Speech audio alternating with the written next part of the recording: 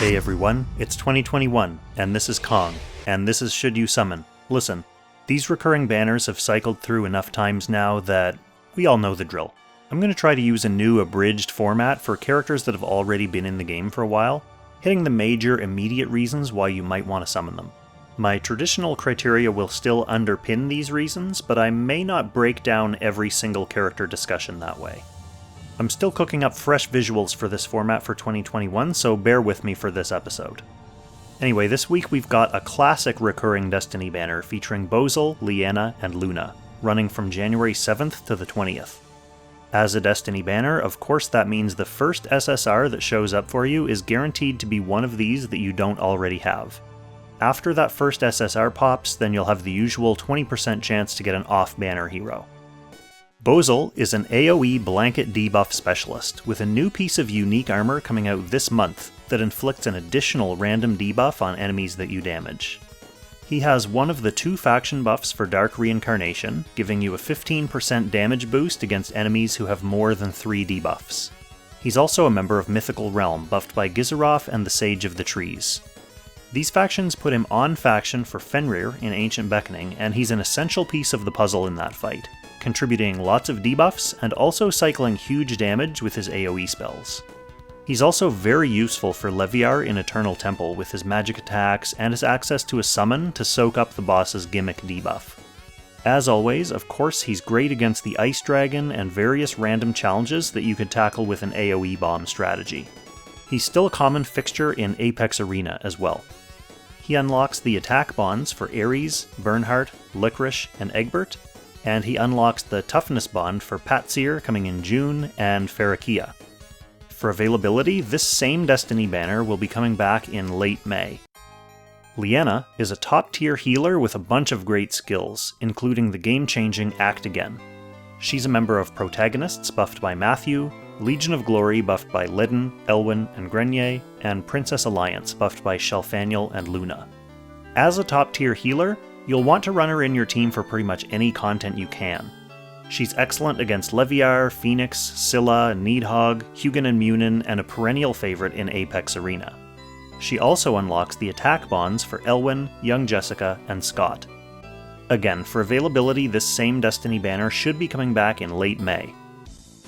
Luna is a very versatile mobile DPS and team support unit, with a talent that reduces your team's magic damage taken, and a 3-cost skill that can boost allies' mobility.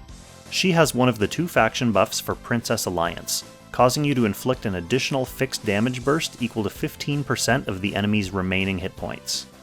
She's also a member of Origins of Light buffed by Dehart, Jugler, and Freya, and Strategic Masters buffed by Ultimuller and Lanford.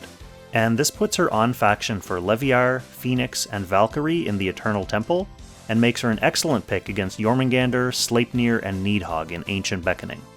She's not as reliable as a PvP DPS as she used to be, but she can still be good as a rush team support character.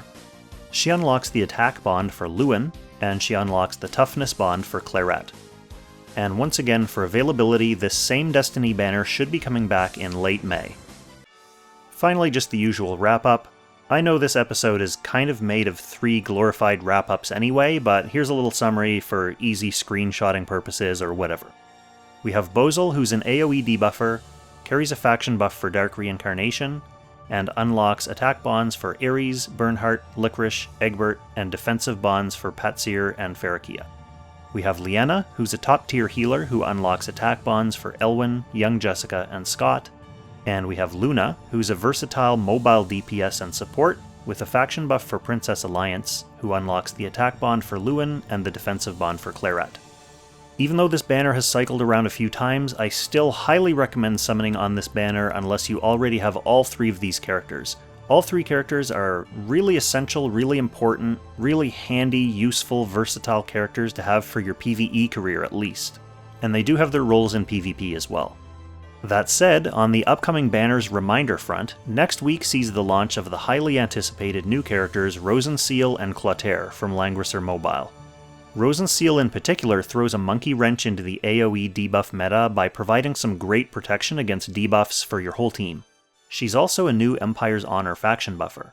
The week after that, when this banner expires, is another raid-up banner featuring Rosalia and Elwyn, right in time for Elwyn's SP class, in case you don't already have him or if you want to try for more shards.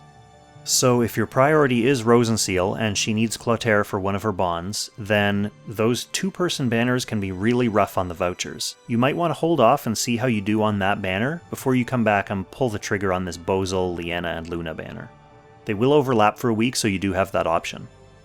Anyway, that's it for this week. I hope this new format's working out for you all. I'm still ironing out the kinks, like I said, and I'll have some new visuals hopefully next time.